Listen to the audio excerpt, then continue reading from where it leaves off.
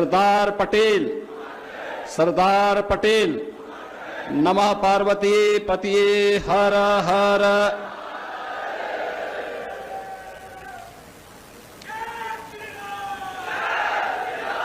जनपद बाराबंकी के कुर्सी विधानसभा क्षेत्र की राष्ट्रीय एकता यात्रा के शुभारंभ के अवसर पर आयोजित आज के इस कार्यक्रम में प्रदेश सरकार में मंत्रिमंडल के मेरे सहयोगी, प्रदेश के खाद्य और रसद विभाग के राज्य मंत्री श्री सतीश चंद्र शर्मा जी, कुर्सी के लोकप्रिय विधायक श्री साकेंद्र प्रताप वर्मा जी, जिला पंचायत अध्यक्ष श्रीमती राजरानी रावत जी, विधान परिषद सदस्य श्री इंजीनियर अवनीश कुमार सिंह जी, विधान परिषद सदस्य उमेश द्विवेदी जी, माननीय विधायक हैदरगढ़ श्री दिनेश रावत जी, अध्यक्ष अनुसूचित जाति जनजाति आयोग श्री बैजनाथ रावत जी, भारतीय जनता पार्टी की प्रदेश महामंत्री और पूर्व सांसद श्रीमती प्रियंका सिंह रावत जी, पूर्व सांसद श्री उपेंद्र रावत जी, पूर्व विधायक श्री शरद अवस्थी जी, विधान परिषद के पूर्व सदस्य हरगोविंद सिंह जी। आज के इस कार्यक्रम में उपस्थित भारतीय जनता पार्टी के क्षेत्रीय अध्यक्ष श्री कमलेश मिश्र जी, भारतीय जनता पार्टी के जिला के अध्यक्ष श्री अरविंद मौर्य जी, पूर्व जिलाध्यक्ष श्री अवधेश श्रीवास्तव जी, संतोष सिंह जी, शशांक कुसमेश जी, मंच पर उपस्थित श्रीमती राम कुमारी मौर्य जी, अमरीश रावत जी, शील रतन मिहिर जी। समारोह में उपस्थित बाराबंकी के प्रगतिशील किसान और पद्म पुरस्कार से सम्मानित श्री राम शरण वर्मा जी, जनपद बाराबंकी के मेरे सभी प्रगतिशील अन्नदाता किसान बंधुगण, भारी संख्या में उपस्थित बाराबंकी के सभी उपस्थित मेरे बहन और भाइयों, बाबा लोदेश्वर नाथ की इस पावन धरा को, जिस महादेवा के पावन स्थल को डबल इंजन की सरकार काशी विश्वनाथ की तर्ज पर कॉरिडोर में बदलने का कार्य कर रही है, कोटि कोटि नमन करते हुए मैं आप सबका हृदय से अभिनंदन करता हूं। बहनों और भाइयों, ये महज संजोग नहीं बल्कि नए भारत का दिग्दर्शन कराने वाला वर्ष है, जब एक और भारत के अखंडता के शिल्पी लौह पुरुष सरदार वल्लभ भाई पटेल की जयंती के 150 वर्ष पूर्ण हुए हैं। तो 150 वर्ष पूर्ण होने के साथ ही भारत के राष्ट्रीय गीत वंदे मातरम भी अपनी रचना के 150वें वर्ष में प्रवेश किया है। इस अवसर पर हमारा जनजातीय समुदाय को एक नई पहचान देने वाले देश की स्वाधीनता की चेतना को जागरूक करने के लिए अपने आप को बलिदान करने वाले भगवान बिरसा मुंडा की भी 150वीं जयंती के कार्यक्रम के साथ पूरे देशवासियों को जोड़ने का सौभाग्य प्राप्त हो रहा है। यह वर्ष भारत के गणतंत्र के, हमारे संविधान के शिल्पी बाबा साहब डॉक्टर भीमराव अंबेडकर के द्वारा जो संविधान 26 नवंबर 1949 को संविधान सभा को सौंपा गया था, उसके भी 75 वर्ष पूरे हुए हैं। यानी एक साथ एक ही वर्ष में इतनी तिथियां, और यह महज संजोग नहीं कि इस वर्ष की शुरुआत में हम सब ने प्रयागराज में महाकुंभ का भी दर्शन किया था, और अभी 25 नवंबर को अयोध्या में 500 वर्षों की गुलामी को समाप्त करने के उपरांत मर्यादा पुरुषोत्तम भगवान श्री राम के भव्य मंदिर निर्माण के उपरांत अब उस पर भगवा केसरिया झंडा लहराता हुआ दिखाई देगा। 25 नवंबर को प्रधानमंत्री मोदी जी का आगमन स्वयं भी अयोध्या की धरती पर होने जा रहा है।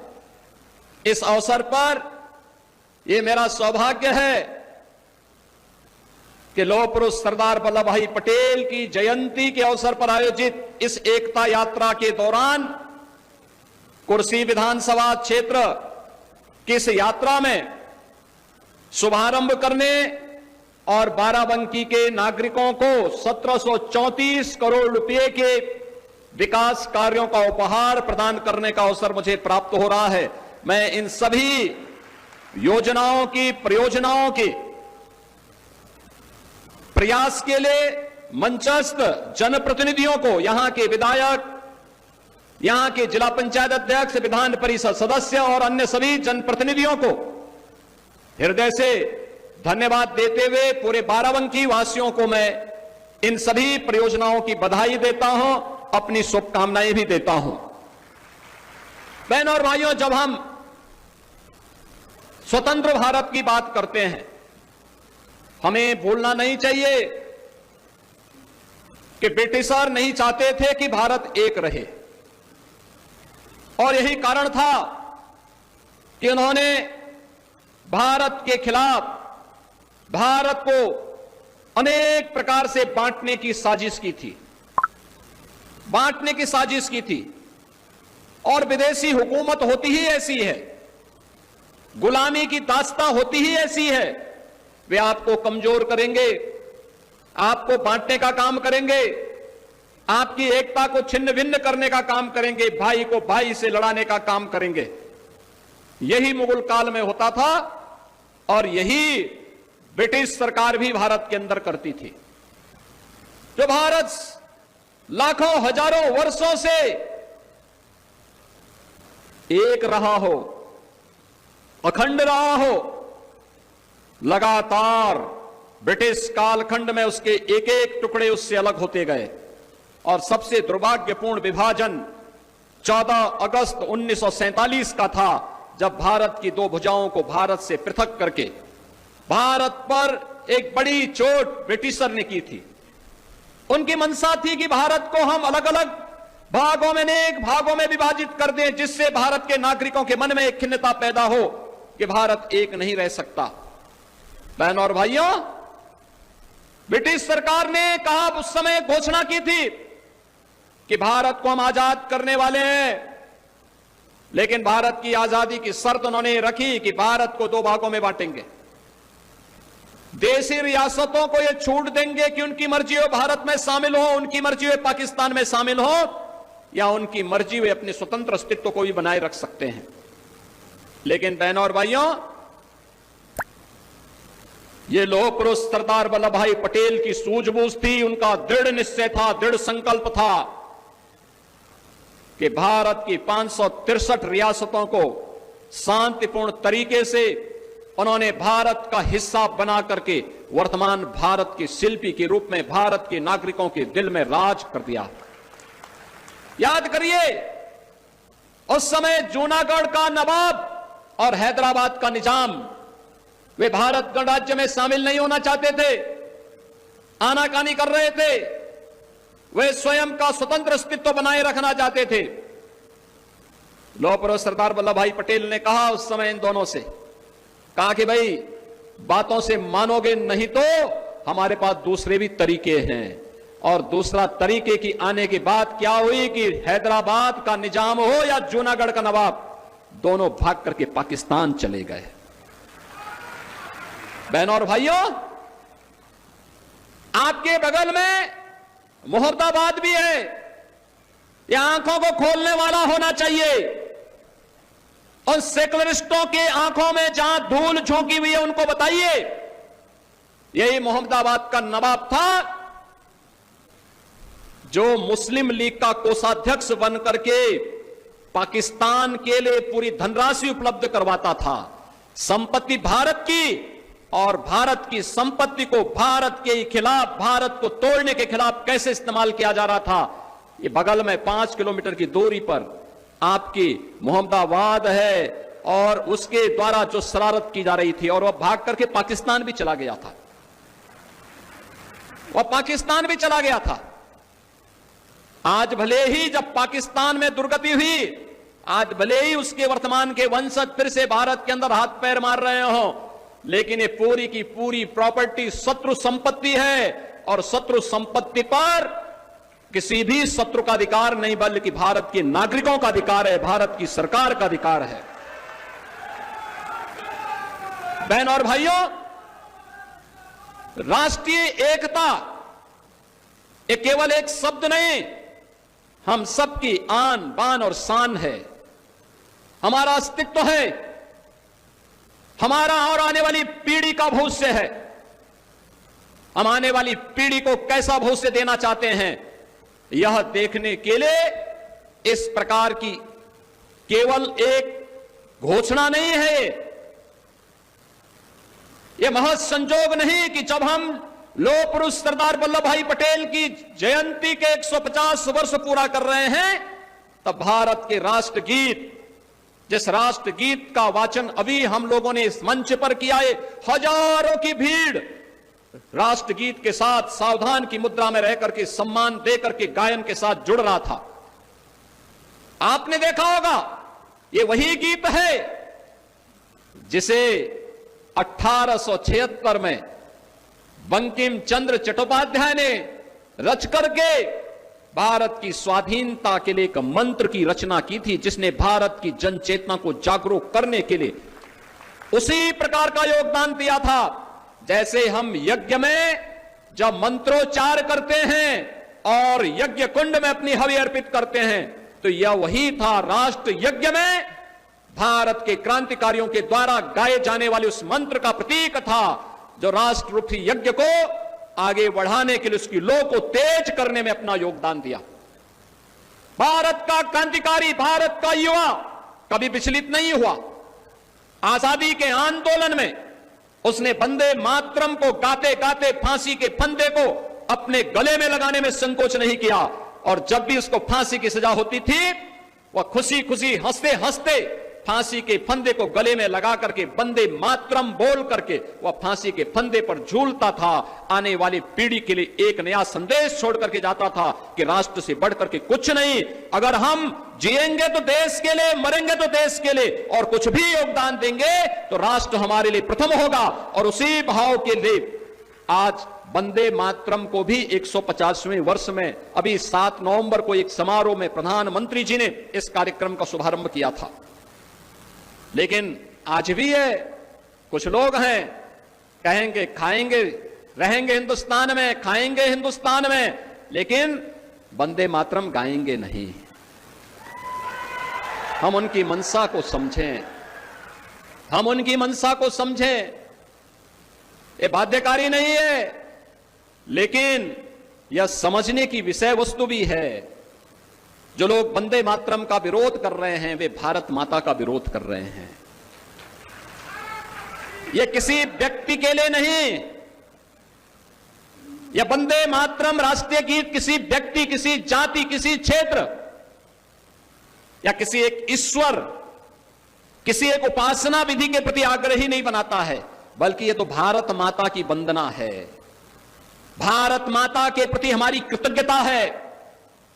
भारत माता के लिए गाए जाने वाले हमारे उस स्वर का प्रतीक है जो हमारे अंतःकरण के भाव को व्यक्त करता है। और यह सच है, हमने देवी के 3 रूपों को महादुर्गा, महासरस्वती और महालक्ष्मी के रूप में ही पूजन करके भारत और भारतीयता को आगे बढ़ाने की शक्ति अर्जित की है। तो स्वाभाविक रूप से वंदे मातरम के माध्यम से भी इस सस्य श्यामला मातरम की इस भाव को ध्यान में रख करके हमने उसे महादुर्गा, महालक्ष्मी और महासरस्वती के रूप में उसकी वंदना करके भारत के प्रत्येक नागरिक से यह आग्रह किया है कि वह वंदे मातरम के साथ जुड़े, भारत की राष्ट्रीयता को मजबूती प्रदान करें। याद करिए, जिस गीत को स्वयं स्वर दिया हो गुरुदेव रविंद्रनाथ टैगोर ने, उस गीत का विरोध किया जा रहा है। भारत का क्रांतिकारी जिस गीत को गाकर के फांसी के फंदे पर चूमता था, उसका विरोध किया जा रहा है। भारत की एकता और अखंडता का प्रतीक जो गीत है, उसका विरोध किया जा रहा है। इस विरोध के लिए कोई जगह नहीं होनी चाहिए, हमारे यहां कोई जगह नहीं होनी चाहिए। और इसीलिए मैं आप सबसे अपील करूंगा, बहनों और भाइयों, कोई मत हो, कोई मजहब हो, कोई जाति हो, और राष्ट्र से बढ़कर के नहीं हो सकता है। याद रखना, हम सब के लिए राष्ट्र प्रथम होना चाहिए। राष्ट्र सुरक्षित है तो हम भी सुरक्षित हैं, राष्ट्र एक है तो हम भी एक हैं। राष्ट्रीय एकता के मार्ग में सबसे बड़ी बाधा यही है जो वंदे मातरम के मार्ग में बाधा है, यही बाधा है। और इनको पहचानो, इन चेहरों को पहचानो जो शासकीय योजना में हड़पने की होड़ में पहली लाइन में खड़े होते हैं, लेकिन जब वंदे मातरम गाने की बात होती है तो कहते हैं कि नहीं, हम नहीं, मातरम गाने की बात होती है तो कहते हैं कि नहीं, हम नहीं गाएंगे। बहनों और भाइयों, मैं तो आप सबसे कहूंगा, हमें राष्ट्रीय एकता के मार्ग की इन बाधाओं को दूर करना होगा। ये जातिवाद की राजनीति, परिवारवाद की राजनीति, क्षेत्रवाद की राजनीति, मत और मजहब के नाम पर विभाजन, समाज में किसी भी प्रकार की उस दुष्प्रवृत्ति को जो भाई को भाई से लड़ाने की, जाति को जाति के साथ लड़ाने की, एक क्षेत्र को दूसरे क्षेत्र से लड़ाने की, किसी दुराभिसंधि पर आधारित हो, उसको कतई हमें स्वीकार नहीं करना चाहिए, कतई स्वीकार नहीं करना चाहिए। याद करना, यह देश का इतिहास इस बात का गवाह है, और मैं बार बार इस बात को कहता हूं, ये जो देश गुलाम हुआ, ये ऐसे ही नहीं गुलाम हो गया था। पहले इस देश में आकर के विदेशी ताकतों ने, विदेशी विधर्मियों ने इस देश में आकर के पहले हमें आपस में लड़ाने का काम किया था, जाति को जाति से लड़ाने का काम किया था। जातीय सेनाएं खड़ी की थी, ये जातीय सेनाएं ऐसे ही लड़ा लड़ा करके पूरी ताकत को कमजोर कर दी, और बाद में फिर बीच में घुस करके एक पक्ष को अपने साथ जोड़ करके ये दिखाने का कार्य करती थी कि वह उनके हितैषी हैं, लेकिन वास्तव में हितैषी नहीं थे, वह तो देश पर काबिज करने के लिए आए थे।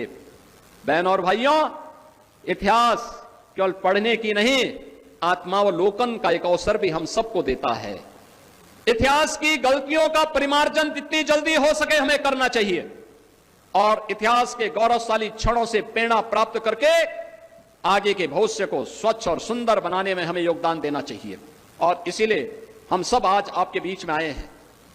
आज भारत एक नए भारत के रूप में हम सबके सामने है। आपने देखा होगा, प्रधानमंत्री मोदी जी के नेतृत्व में पिछले 11 वर्ष में भारत की जो यात्रा निकल रही है, बहुत शानदार यात्रा के साथ भारत आगे बढ़ा है, बहुत शानदार यात्रा। ये यात्रा जिसमें विकास भी है, गरीब कल्याण भी है, और विरासत का सम्मान भी है। आप सोचिए, विरासत का सम्मान, लौह पुरुष सरदार वल्लभ भाई पटेल को पहली बार सम्मान देने का काम स्वतंत्र भारत में अगर किसी ने किया, सरदेव अटल बिहारी वाजपेयी जी ने किया था।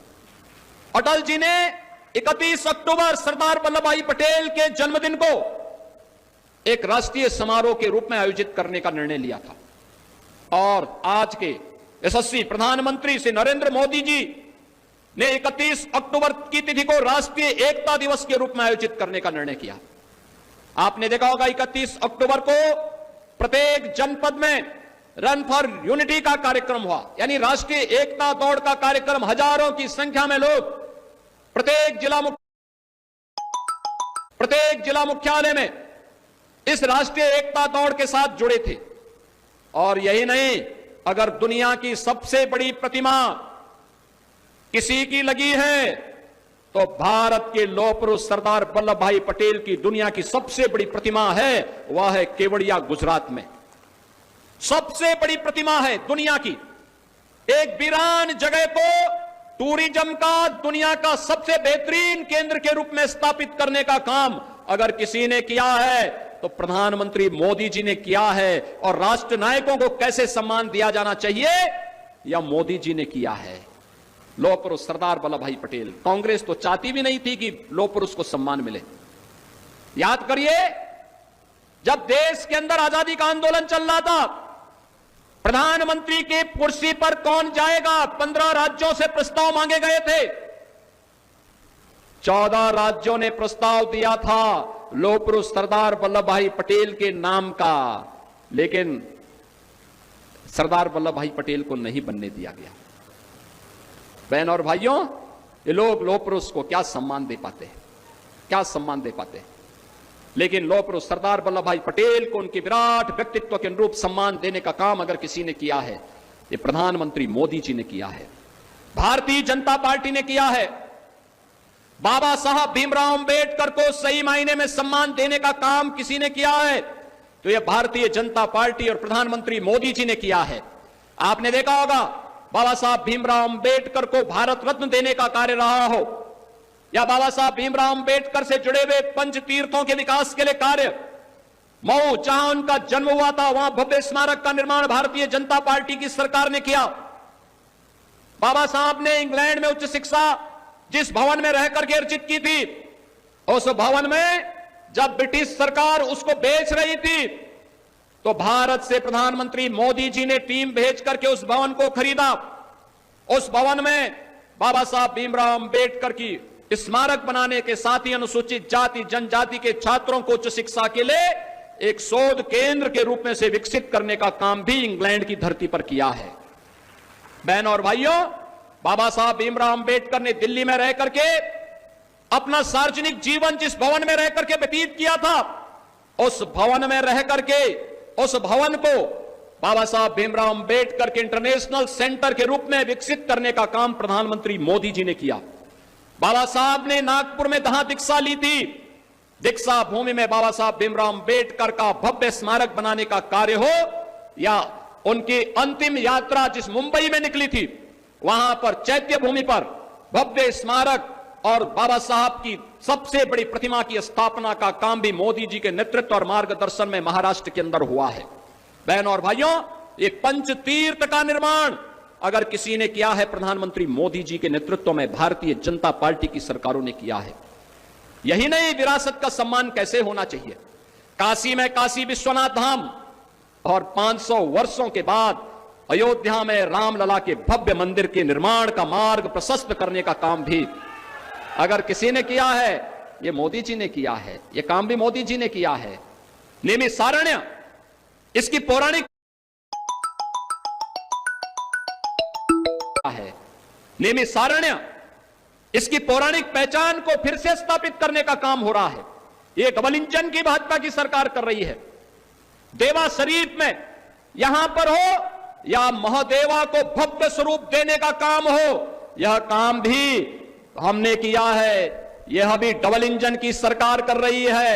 लोधेश्वर महादेव में कॉरिडोर का निर्माण और काशी की तर्ज पर ऐसे ही गोला गोकर्णनाथ में भी वहां पर कॉरिडोर के निर्माण का काम भी अगर कोई कर रहा है तो डबल इंजन की सरकार कर रही है। बहन और भाइयों, मथुरा, वृंदावन, बरसाना, गोकुल, बलदेव, गोवर्धन, इन तीर्थों के विकास का कार्य भी डबल इंजन की सरकार कर रही है। और पश्चिमी उत्तर प्रदेश में भागवत भूमि के रूप में जाना वाला सुख तीर्थ हो या फिर विदुर कुटी, इन सब के विकास के लिए पूरा महादेव में एक भव्य स्थल कॉरिडोर बनाने का काम भी वहां पर भी ये डबल इंजन की सरकार कर रही है। आज उत्तर प्रदेश विरासत के सम्मान को भी आगे बढ़ा रही है और विकास के लिए भी पूरी प्रतिबद्धता के साथ कार्य करते हुए आगे बढ़ रही है। और बहनों और भाइयों, विरासत का सम्मान कैसे होना चाहिए? अगर महादेवा का विकास हो रहा है तो हॉकी के लिए अपना पूरा जीवन समर्पित करने वाले इस बाराबंकी के ही लाल केडी सिंह बाबू की हवेली को भी एक भव्य म्यूजियम के रूप में विकसित करने का काम यह भी हमारी सरकार यहां पर कर रही है। बहन और भाइयों, यही नहीं, इस धरती पर अनेक ऐसे महापुरुषों ने जन्म लिया है जिन्होंने देश की आजादी के लिए अपना पूरा का पूरा जीवन समर्पित भाव के साथ काम किया। और बाराबंकी के लिए अभी जीएसटी जो रिफॉर्म हुए हैं, खास तौर पर यहां के अन्नदाता किसानों के लिए, जो लोग यहां पे मेल्था का उत्पादन करते हैं, उनके लिए खुशखबरी कि जो सिंथेटिक मेल्था होता है उस पर तो जीएसटी आज भी 18% रहेगी, लेकिन अन्नदाता किसान जो उत्पादन करेंगे उस पे 18 से घटा करके 5% मात्र किया गया है जीएसटी, जिससे अन्नदाता किसान को लाभ हो सके। प्रधानमंत्री मोदी जी ने इस कार्य को आगे बढ़ाया है। यहां के प्रगतिशील अन्नदाता किसानों को मैं अभिनंदन करता हूं। मैं जब पद्म पुरस्कार से सम्मानित श्री राम शरण वर्मा जी की मेहनत को देखता हूं, यहां के अन्नदाता किसानों की मेहनत को देखता हूं, तो मुझे अत्यंत अच्छा लगता है कि कैसे यहां पर लोगों ने अच्छा काम किया है। जैसे यहां पे संदीप वर्मा है, श्री मोहिद्दीन है, निमित सिंह हैं, इन लोगों ने अलग अलग क्षेत्रों में यहां पर खेती किसानी के लिए कैसे प्रगतिशील किसान के रूप में यह लोगों के लिए प्रेरणा बन सकते हैं। बाराबंकी के हमारे उत्कृष्ट किसानों ने इस दिशा में अच्छा कार्य किया है। और एफपीओ के माध्यम से भी कैसे हम अन्नदाता किसानों के जीवन में परिवर्तन लाने का काम कर सकते हैं, यह भी आज बाराबंकी के अंदर हम सबको देखने को मिल रहा है। यहां का औद्योगिक विकास हो, आपके मन में भी हो और हमारे मन में भी है, और इसीलिए हम लोगों ने राम स्नेही घाट के पास ग्राम कंदही में यहां पर 232 एकड़ क्षेत्रफल में एक औद्योगिक क्षेत्र के विकास का कार्य हम लोग करने जा रहे हैं। बहुत बड़ा इंडस्ट्रियल एरिया यहां पर हम लोग करने जा रहे हैं। बहन और भाइयों, इसके साथ ही दिनेश रावत जो हैदरगढ़ के हमारे विधायक हैं, इनके विधानसभा क्षेत्र में तहसील हैदरगढ़ में पूर्वांचल एक्सप्रेस वे के निकट 220 हेक्टेयर में हम लोग एक इंडस्ट्रियल कॉरिडोर के विकास का कार्य वहां पर तेजी के साथ आगे बढ़ाने जा रहे हैं। बहन और भाइयों, प्रगतिशील अन्नदाता किसान और इंडस्ट्री के लिए इन्वेस्टमेंट एक साथ आएगा तो यहां की आमदनी भी बढ़ेगी और रोजगार का सृजन भी उसी क्षेत्र में होगा। और इसी भाव को ध्यान में रख करके हम लोगों ने यहां पर हर जनपद के लिए प्रदेश में तय किया कि लौह पुरुष सरदार वल्लभ भाई पटेल की 150वीं जयंती के कार्यक्रम प्रदेश भर में और देश भर में होंगे।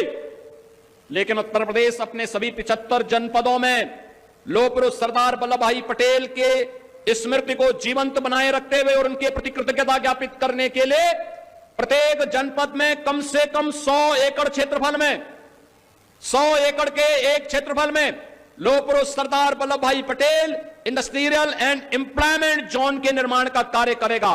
कोई भी नौजवान अगर वहां पे अपनी इंडस्ट्री लगाना चाहता है या फिर वहां पर उसको एम्प्लॉयमेंट की आवश्यकता है, स्किल डेवलपमेंट भी वहीं होगा और उसका रजिस्ट्रेशन भी होगा और उसके लिए जॉब की गारंटी भी उसी जनपद में देने का काम कोई करेगा तो डबल इंजन की सरकार करेगी। और इसी कार्य को हम लोग आगे बढ़ाने का कार्य करने जा रहे हैं। बहनों और भाइयों, आज डबल इंजन की सरकार प्रत्येक क्षेत्र में विकास का कार्य कर रही है। इंफ्रास्ट्रक्चर डेवलपमेंट में उत्तर प्रदेश की गति को आपने देखा होगा। आज से 8 वर्ष पहले इंफ्रास्ट्रक्चर में हम लोग कहां थे? कहीं नहीं थे। यूपी पिछड़ा हुआ राज्य, बीमारू राज्य माना जाता था, पहचान का संकट था। ये परिवारवाद और जातिवाद की राजनीति करने वालों ने नौजवानों के जीवन में खिलवाड़ किया था। प्रकृति और परमात्मा के सीम कृपा के इस प्रदेश को बीमारू बना दिया था।